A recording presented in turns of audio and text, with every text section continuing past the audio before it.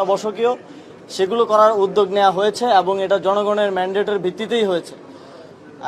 জনগণ তো নির্বাচনের জন্য কিংবা ক্ষমতার পালাবদলের জন্য অভ্যুত্থানে আসেনি। যদি আসতো সেটা 7ই জানুয়ারির নির্বাচনের আগেই আসতো বলে আমি মনে করি।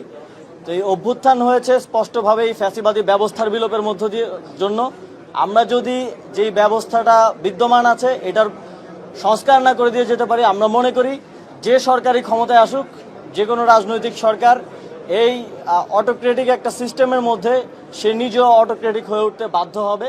তো সে কারণে আমরা মনে করি এই সংস্কারটা অত্যাবশ্যকীয় এবং দেশের জনগণ যেভাবে দেশকে গড়তে চাইবে, দেশ পুনর্গঠনের সংস্কারের যেই প্রস্তাবনা মানুষের মধ্য থেকে উঠে আসবে সেটার বাস্তবায়ন করাটাই আমাদের দায়িত্ব হবে। এবং রাজনৈতিক দলের ব্যাপারে যেই রিউমার বা কথাবার্তা শোনা, এটা আমরা এর আগেও স্পষ্টভাবে বলেছি, এখনই রাজনৈতিক দল খোলার কোনো অভিপ্রায় আমাদের নেই এবং এই অন্তর্বর্তীকালীন সরকারে যারা আছেন কারোই ক্ষমতার অভিলাষ নেই।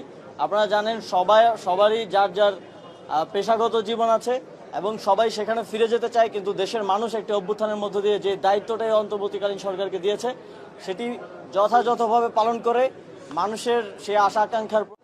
আমি জানি না আপনার কাছে আপডেট আছে কিনা, গত শনিবার আমরা বিজেএমইতে 3 জন উপদেষ্টা সহ আমাদের পুরো টিম সহ একটা আলোচনায় ছিলাম এবং রবিবার থেকে আজকে সোমবার, আজকে মঙ্গলবার, এই সময়টাতে কিন্তু গত সপ্তাহের তুলনায় যে আনরেস্ট ছিল সেটা আমি বলবো যে 5 to 10% নেমে এসেছে এবং কিছু কিছু জায়গায় খুব স্পেসিফিক 2-3টা কারখানায় এখন আনরেস্টের মতো সিচুয়েশন আছে। সেটাও আমরা মনে করি দ্রুতই প্রশমন হবে এবং আমরা